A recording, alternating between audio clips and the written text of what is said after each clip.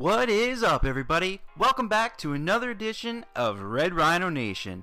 Now, I want to thank from the bottom of my heart everyone for the great comments you guys have been leaving. It really honestly means the world to me that you guys like my comment or my videos that much. Now, I'm super stoked about today's content. I see questions about it everywhere. How do I build a base? Where does this go? Where does that go? So I think to myself, it's just about time I create for you guys a checklist that I follow when putting together a war base. Now keep in mind, this is strictly about war bases. Different types of bases like farming bases or trophy bases go by their own checklist, and I'll cover that at a later date. When I sat down last night to create this checklist for you guys, so many things came flooding into my head that I feel makes a great war base. Try to keep in mind through this video, I've tried to prioritize all those ideas into a top 10. Also keep in mind, as we go through this, they're in no specific order. I find them all equally relevant. So now with that disclaimer out the way, I bet you guys want me to just clam up and get started on this checklist. So let's dive on in. Number 1 on my list is a Tesla farm. My personal opinion, and most people I talk to, is a Tesla farm is something to be feared if used properly. My tips for the Tesla farm is to keep it far away from the queen. Most people like to enter by your queen with their kill squad. Put it on the opposite side so their golems aren't just tanking it and it gets taken down right away. So it can stay in play on the back end to hopefully mess up their plan for pathing for the back end troops. Another tip for Tesla farm is don't have them all bunched in one compartment. Keep them close, but try to have a wall separating them so Valkyries can't just run through them all.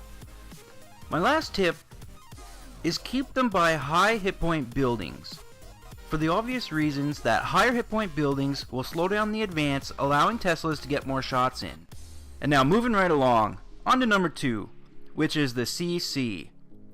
Make sure you get your CC in towards the middle of your base. It's your most important defense. An unlurable CC with balloons or a baby dragon can do massive damage quickly to a kill squad.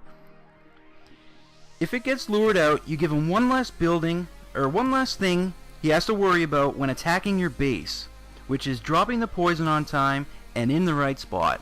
And now on to number 3, my base building tips checklist. Your air defense placement.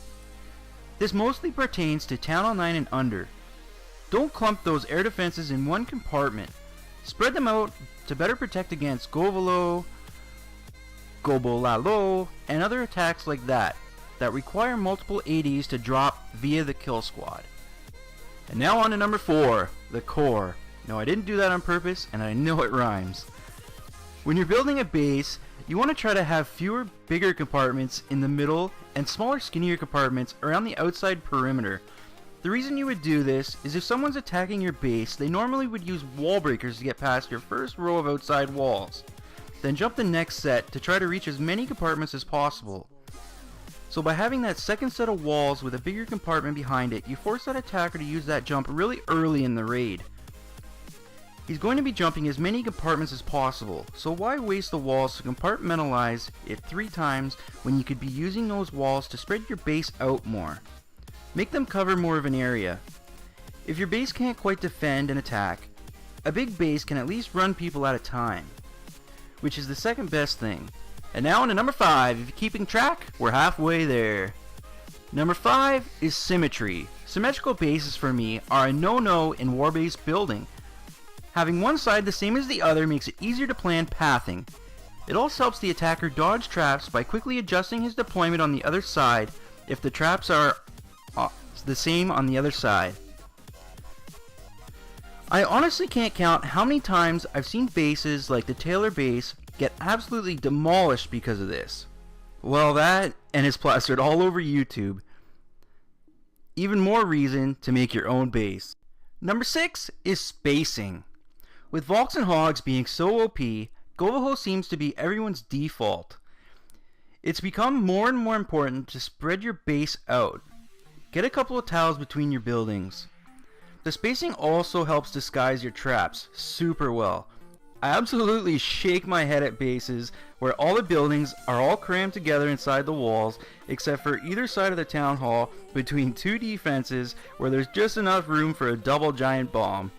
telegraph your traps much? And number 7. This is the jump or EQ factor. It's important to know when creating a base, a jump spell spans 7 tiles in diameter, and EQ is 8. You want to make sure the attacker can't drop a jump or 4 EQ and open up pretty much your whole base. So stagger your compartments. And it's time for number 8. Number 8 is the air bomb. Air bombs right now, especially at Town Hall 9 and above, can play a huge factor in a defense. More and more, well, not so much recently, now that air bombs can target healers, but you see a lot of 3-star attack strategies that utilize healers.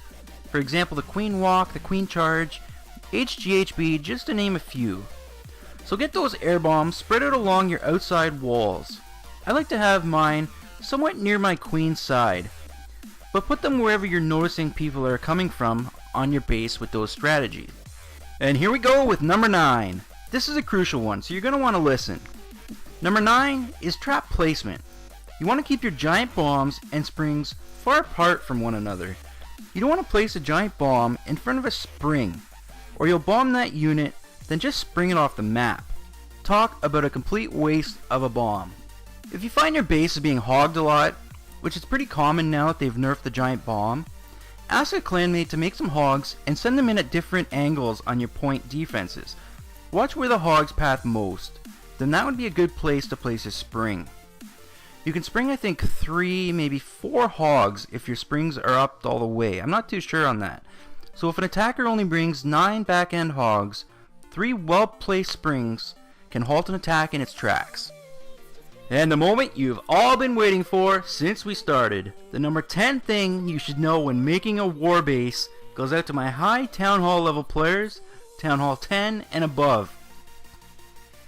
And it is key defensive building placement. Your key buildings, Town Hall 10 and above, are your Infernos, Tesla, Eagle Artillery, and your Expos. You want to make sure you spread those buildings out. Town Hall 9s and above have a very useful spell called the Freeze. If those key defenses are clumped together, one freeze will freeze them all. And I don't think I need to tell you why that's a bad thing. Woohoo! There you have it, folks, my own personal base building checklist. I have plenty more. Maybe I'll save them for a part 2 or a part 3 if you guys like this one. Remember, they are in no specific order. They are all equally relevant. And that about wraps things up for today's video. Make sure you check out Red Rhino's other channel, conveniently called Red Rhinos. I'll leave a link in the description for you guys. And definitely please don't forget to subscribe. I know it may not seem like much, but you guys subscribing and liking my videos truly means the world to me. I just want you guys to know that. Make sure you hit that bell beside the sub button to be informed of when I upload next. Leave a comment or tweet us on Twitter. Let me know what content you guys want to see, and I'll do my best to answer and accommodate everyone's requests. And here it comes. But for now, this has been Red Rhino Nation, helping you raise your bar to 3-star.